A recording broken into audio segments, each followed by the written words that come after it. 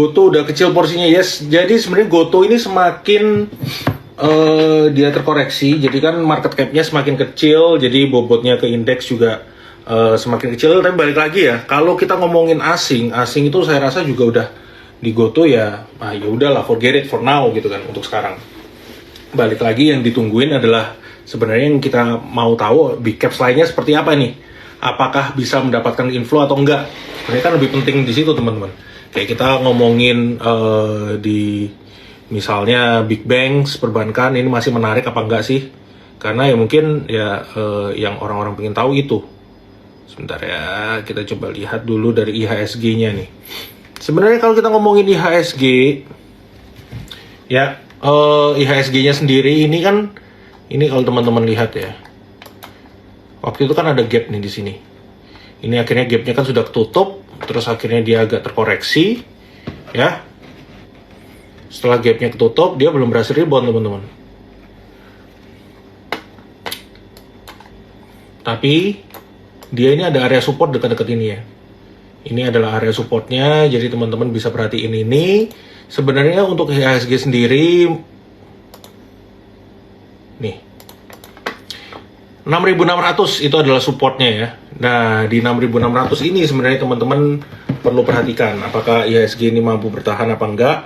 Tapi balik lagi, sebenarnya untuk IHSG ya belum ada sentimen yang terlalu positif. Tapi yang kalau kita ngomongin negatif untuk Indonesia-nya sendiri juga nggak ada. Jadi sentimen negatifnya dari IHSG itu adalah China reopening. Sebenarnya teman-teman kelihatan ya, ini kan sebenarnya semingguan ini koreksi. Ini kita bandingin sama Shanghai, itu berbanding terbalik teman-teman. Nah, pas IHSG-nya tadi turun, Shanghai malah semingguan terakhir ini naik. Begitu juga dengan Hang Seng. Semingguan terakhir naik. Pergerakannya ini malah naik kan. Beda dengan IHSG. Kenapa seperti itu? Balik lagi. Pas ini turun, IHSG-nya kan sentimennya lagi cukup positif tuh. IHSG kebagian inflow kan. Kenapa? Karena ya orang-orang khawatir dengan China, mereka akan memperketat dengan kebijakan zero COVID policy. Akhirnya outflow dari Hang Seng dan juga Shanghai, IHSG-nya kebagian inflow pas bulan lalu. Sekarang yang kejadian adalah sebaliknya. China dan Hang Seng naik, Indonesia-nya kena outflow. Indonesia-nya turun. Jadi yang perlu teman-teman perhatiin, yang perlu teman-teman tungguin, sebenarnya perlu teman-teman pantau adalah itu. Nah, ini sebenarnya kalau kita lihat, China rapid COVID-nya lagi naik nih. Karena mereka habis reopening, ya bukan reopening lah, melonggarkan, akhirnya COVID-nya naik. Nah, ini sebenarnya ya kalau kita ngomong, mau jahatnya ngomongnya, ini bisa menguntungkan Indonesia. Karena kalau China itu akhirnya memperketat lagi kebijakan COVID-nya, itu kan berarti membuat investor-investor asing ya bisa outflow. Kalau outflow untuk emerging market, salah satunya baliknya kemana? Ya ke Indonesia. Karena intinya seperti ini teman-teman. Kalau kita ngomongin dari untuk emerging market, mungkin teman-teman tahu ada yang namanya MSCI, FTSE, dan indeks-indeks lain sebagainya. Kan itu dibagi ke beberapa negara ya, beberapa bagian. Yang emerging market itu ada sendiri, yang Amerika ada sendiri, even yang Asia ex Japan. Kenapa ex Japan? Karena Japan itu porsinya gede, Japan itu hampir sama kayak Amerika Serikat. Jadi, let's say porsinya 100. Porsinya 100, ya jadi di antara emerging market ini akan rotasi teman-teman. Baik itu dari ke China, misalnya China-nya jelek nanti inflow-nya ke Indonesia, Indonesia jelek itu nanti mungkin masuknya ke India dan lain sebagainya. Nah, sekarang lagi masuknya di China. Tapi kalau misalnya dengan berita ini bisa membuat investornya itu, investor asing agak khawatir, ini bisa inflow lagi, nanti balik lagi ke Indonesia. Nah, tapi apakah ini pasti akan membuat asing itu outflow dari China? Ya kita mesti tunggu nanti update-nya seperti apa, kebijakan-kebijakan di China itu seperti apa.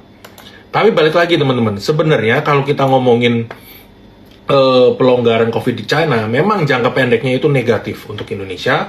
Tapi kalau untuk jangka menengah, jangka panjangnya untuk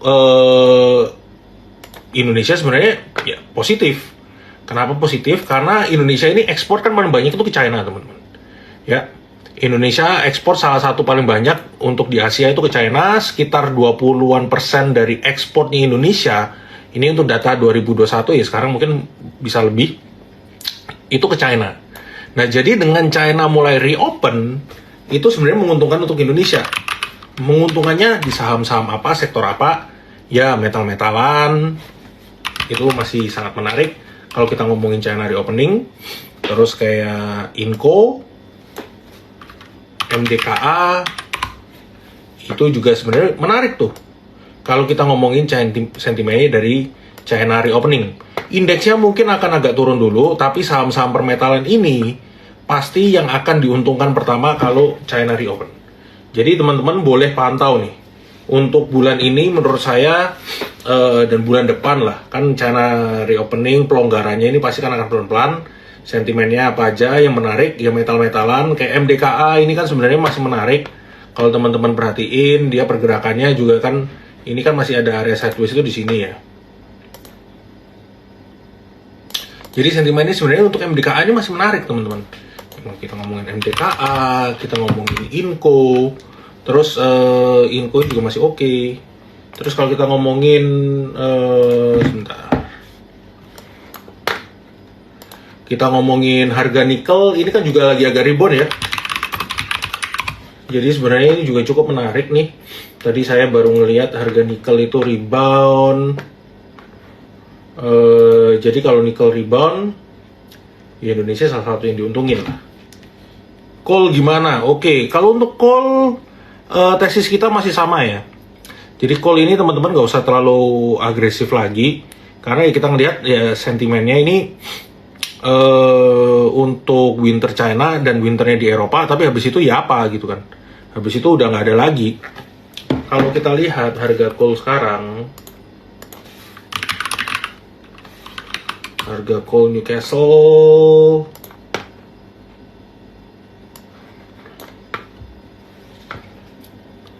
ini kan di 400 ya, jadi memang agak naik. Kalau kita ngomongin harga coal, sentimennya ya itu winter di China dan di Eropa. Tapi setelah itu tahun depan justru dengan China reopening itu akan menjadi sentimen negatif untuk coal. Kenapa? Produsen terbesar untuk batu bara itu dari China. Produsen terbesar batu bara di China, dengan mereka ekonominya semua kembali pulih, kegiatannya pulih, tambangnya pulih, ya mereka gampang aja tinggal naikkan produksinya mereka sendiri toh. Memang untuk coalnya China itu mereka kebanyakan untuk pakai sendiri, nggak ekspor. Tapi ya balik lagi, ya berarti mereka kan bisa ngurangin ekspor, atau mungkin yang ekspornya ngurangin impor, karena mereka udah bisa pakai coalnya mereka sendiri nanti pas China reopen. Terus itu sebenarnya kalau untuk view-nya di batubara, saya suggest bisa dikurangin. Ini untuk Adaro ya teknikalnya. Kan dia sekarang balik lagi ke area sideways ini. Setelah waktu itu kan sempat agak koreksi ya. Pas ini koreksi, bergerak di sini, terus balik lagi, ini bergerak lagi di area sideways nih. Nah, jadi sebenarnya kalau kita perhatiin, ini untuk Adaro, ya resistennya 4160, upside ya ada sekitar 10% ya, kalau dari sekarang. Terus misalnya Indi, justru mungkin teman-teman kalau nyari batu bara itu yang story tahun depannya itu mereka ada inisiatif untuk kedepannya ke renewable. Itu justru yang masih cukup menarik ya, karena memang ya mungkin nggak langsung, tapi kan pelan-pelan mereka akan mulai merambah ke renewable, dimana Indi ini salah satu yang menarik. Tapi kalau kita ngomongin tahun depan, ya mungkin nggak akan langsung jalan lah untuk renewable energy. Adaro, tadi Adaro udah kita bahas ya, jadi Adaro upside masih ada sekitar 10%, tapi ya udah gitu, sekarang dia lagi bergerak sideways. Ini daily ya, saya pakai 24 jam, bisa diganti juga one day sama aja. Ini daily. Untuk big caps kita akan bahas juga nanti sebentar. Terus tadi ada yang nanya Medco. Perminyakan ini sebenarnya cukup menarik nih teman-teman. ya, perminyakan ini.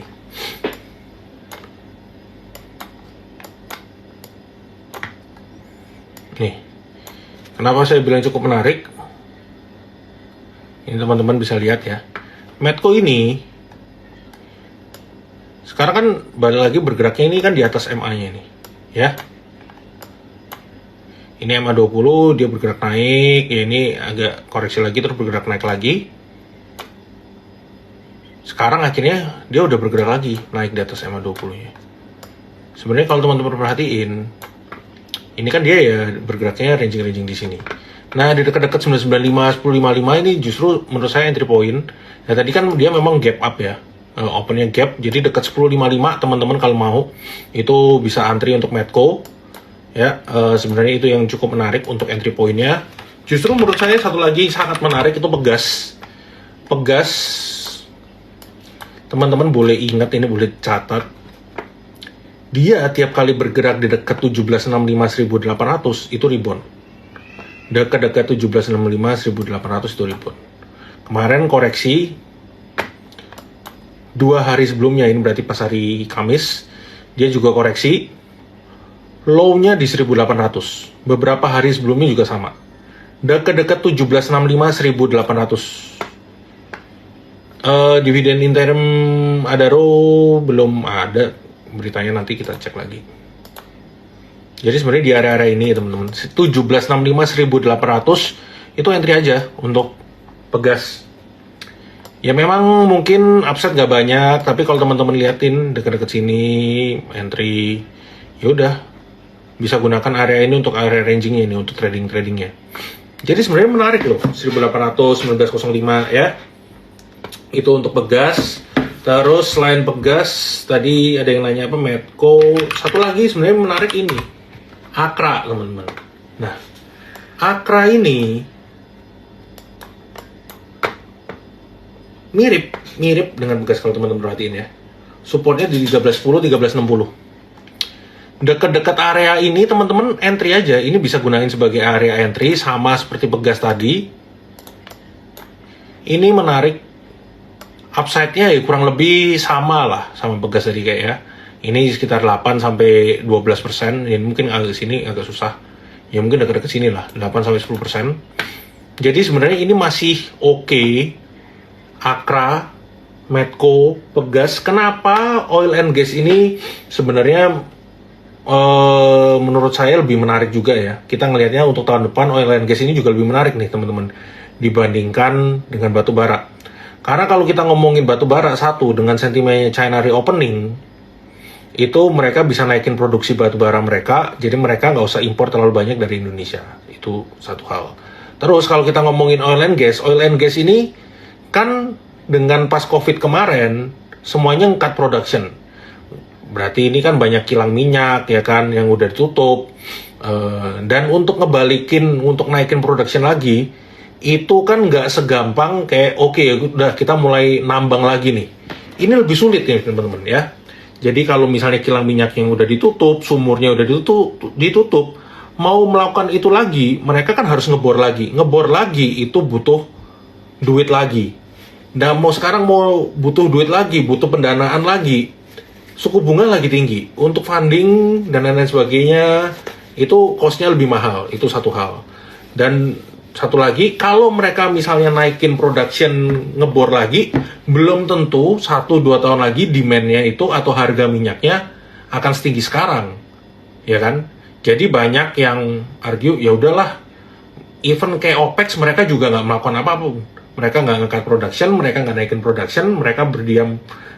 Pas meeting kemarin tanggal 5, akhirnya mereka kan ya udah diem aja gitu, nggak naikin atau ngurangin production. Jadi sebenarnya itu yang membuat minyak ini masih lebih menarik. Dari sisi supply lebih kejaga, demand ya mungkin belum bisa pulih karena tahun depan ada perlambatan ekonomi, tapi at least dari sisi supply-nya lebih kejaga teman-teman dibandingkan batu bara. Jadi itu sebenarnya yang menarik untuk oil and gas. Akra, Medco, Pegas itu juga menarik ya. Terus ada yang nanya tadi AGII, coba kita jawab dulu. Terus kayaknya masih banyak yang penasaran sama GoTo ya, kita akan jawab juga. Kita akan coba lihat ya untuk GoTo kayak gimana.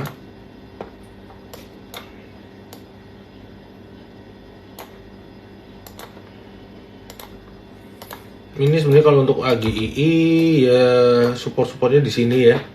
Kalau teman-teman lihat 2170, resisten 2510 masih menarik, cukup menarik ya AGII ini. Jadi bisa gunain 2170 itu untuk support. Terus GoTo, oke kita akan coba bahas sedikit mengenai GoTo ya. Ini masih banyak banget yang nanya. Menurut saya gampangannya gini, Arto gimana, ada kemungkinan rebound? Kita nanti lihat ya. GoTo ini sama efeknya ke Telkom. Telkom masih lebih oke kok teman-teman. Kita lihat GoTo dulu. GoTo apakah akan mereda?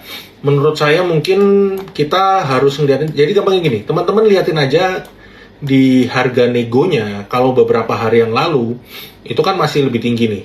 Pelan-pelan ini harga negonya ini kan makin turun ya. Hari ini itu kan di kisaran 70 sampai 80. Kemarin itu masih sampai 90-an. Terus sebelumnya lebih tinggi lagi. Jadi sebenarnya kalau kan ya udah let's say udah pasti di harga ARB ini susah lah. Hampir nggak mungkin teman-teman bisa ngejual. Orang-orang bisa ngejual. Jadi banyak yang jualnya di harga nego. Dan mereka ini masih kayak lumayan kenceng nih. Masih lumayan deres. Ya memang hari ini kan udah agak mereda ya. Untuk transaksi negonya itu lebih sepi.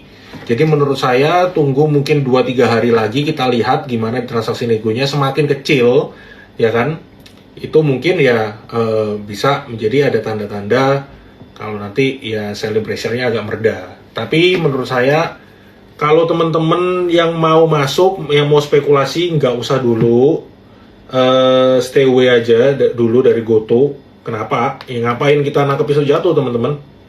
Masih nggak menarik gitu ya. Hari ini aja kayak kalau kita lihat broker-broker yang beli, ini bukan broker-broker yang gede sebenarnya, masih HD, YP, KZ, MG. Ya ini sebenarnya belum terlalu menarik lah kalau kita ngeliatin dari brokernya ya.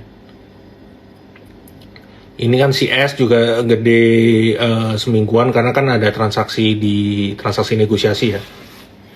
Bagaimana cara pantau harga negosiasi GoTo? Bisa di aplikasi online tradingnya, itu bisa dicek. goto.nego itu ada. Terus tadi banyak yang nanya juga ini ya. Jadi untuk GoTo menurut saya tunggu 2-3 harian lah. Pantengin aja di transaksi negonya. Justru soalnya kalau di regular, kalau teman-teman ngarep wah regulernya overnya bisa habis ya, susah lah. At least di transaksi negonya itu harus berkurang dulu, harus mereda dulu ya. Itu satu. Telkom sebenarnya menurut saya ini jauh lebih oke. Nah ini kan memang koreksi ya, koreksinya karena ya mereka ada investasi di GoTo yang lagi merugi. Dekat-dekat sini sebenarnya, ya. Di dekat-dekat sini dia kan udah agak mereda nih koreksi 3590, 3780 ya. Di area-area ini udah cukup oke. Jadi menurut saya ini udah mulai stabil koreksinya Telkom. Teman-teman bisa coba entry di 3590, 3780. Itu untuk Telkom. Terus Excel sendiri kalau kita lihat sebenarnya ya, Excel ini kan justru koreksinya masih deres nih teman-teman. Ini kalau kita tarik, ini supportnya di kisaran sini ya, dekat-dekat 2010 kalau untuk Excel. Arto ada perkiraan rebound? Belum ada tanda-tanda ada perlawanan ya untuk Arto teman-teman. Selling pressure-nya juga masih kenceng. Coba kita lihat ya brokernya. Menurut saya tek-tekan ini juga kemungkinan ada sedikit angin segar kalau besok inflasinya Amerika Serikat itu bisa meredanya lebih signifikan. Ini kalau Arto ini yang jualan nama-nama gede masih CC, CS, JU, BB, dan yang beli ya 3 nama ini kan kurang lebih retail, aset, NI, HP. Jadi big money-nya itu masih jualan di Arto. Dari sisi teknikalnya ini juga sama, belum ada perlawanan ya. Jadi untuk digitalan menurut saya stay away dulu, sama juga kayak MTech. Karena kalau kita ngomongin satu digitalnya yang gede, Goto itu masih koreksi, ya itu merembet lah, Artunya juga kena jadinya. Jadi menurut saya better stay away dulu teman-teman.